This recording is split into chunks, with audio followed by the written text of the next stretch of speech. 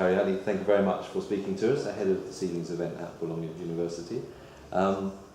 We've polled the audience for a number of different questions already in advance of the session, and one of the early questions is what made you become an engineer? Well, it would be nice to say that engineer is something I was born with, but actually that's not true.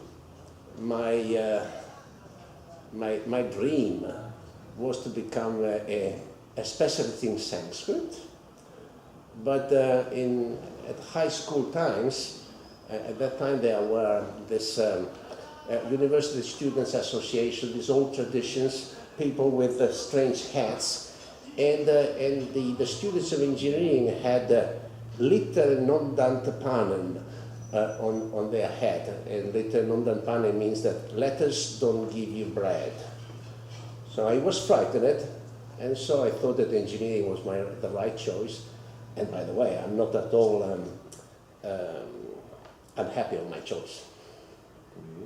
Okay.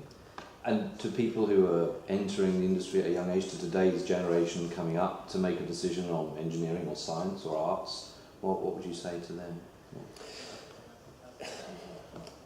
In spite of my original dream, I must say that the faculty that I value the most is engineering. Engineering is more complete. I mean, for sure, science gives the basic background, so you know the things from the start. So that's great. But if you want to be a complete professional, engineering is where you should go, because at least the way engineering was taught to me was really a mindset to see a problem and find the way to solve it. And doing that by taking whatever knowledge, whatever technique, whatever technology is around, put the things together and provide a solution. So I think that for a human being, this is the most rewarding faculty, the most rewarding profession that one could aspire to. And you had, early in life, you had a scholarship which took you overseas. How did that influence your further thinking in career terms? Well, I think it is two ways, in the sense that I had an education, particularly great to my high school teachers, gave me another mindset that is complementary to the one I talked about. And going to Japan, which at that time was a country that was getting out of the ravages of war and was becoming an industrial powerhouse. So I thought I should go there. And again, this is something that I don't regret. The only thing I can say to people today is, which is the country where people should go to have the kind of experience that I had in those years in Japan? This is the only difficult point. Still having an experience in a country that is opposite in terms of culture, tradition, way of living, and so on. This is something that everybody should have. So of course Erasmus is great. I mean, you go to another European country, so you become a European citizen, which is great in itself. But it's not the same like the experience that I had, and I really recommend people who can afford it to have such an experience. And looking back then now into Italian education and university, how do you think Italian education fares against the rest of Europe or the rest of the world, including Japan? Well, this is a question that I'm certainly not entitled to answer. No, simply because my life is not really connected to academics. Not in Italy and not in any other countries in the world. I mean, I have a lot of contacts with people coming out of academics. So in the MPEG group that I chair, maybe 50% of the people now are from research or academics or university. So I have a lot of people coming with that experience. Well, when they come to my place, they take the mindset of we have to do something that has an industrial sense. So, sorry for not being able to answer the question, but I'm really not in a position to do that in a credible way. Okay, that's fine. So, you mentioned MPEG there. You're renowned for your involvement in MPEG over many years. You've added an awful lot to the standard and created an incredible legacy. For the audience who perhaps don't know the history, just give us a short introduction to MPEG and the journey it's been on over the last couple of decades. Well, it has been an incredible experience. And, you know, if I can recommend people to have this kind of experience in Japan, like I had in my postgraduate years, I cannot hope to provide a similar hope to others because this has really been absolutely unique experience. Because, I mean, I certainly had the idea, but I had around me a lot of other people cooperated in making this idea real. So I think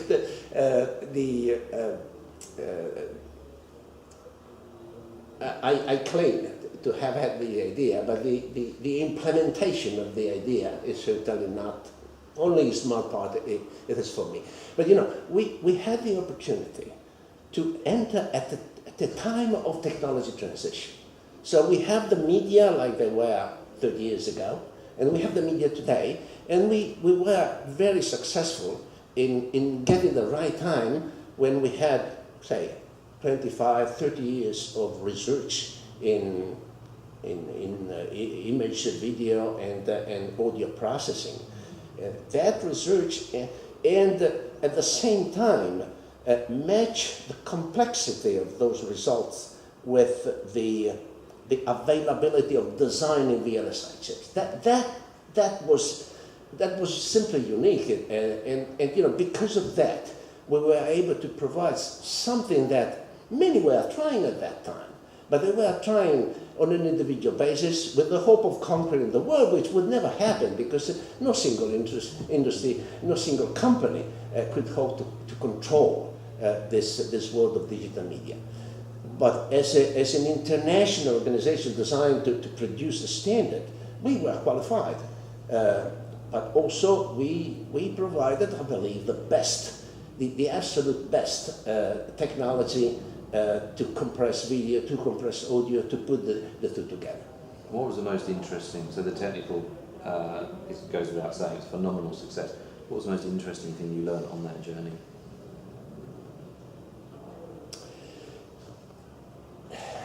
Okay, when I created this working group, I had already some years of experience in standards, and those were in the European telecommunication environment.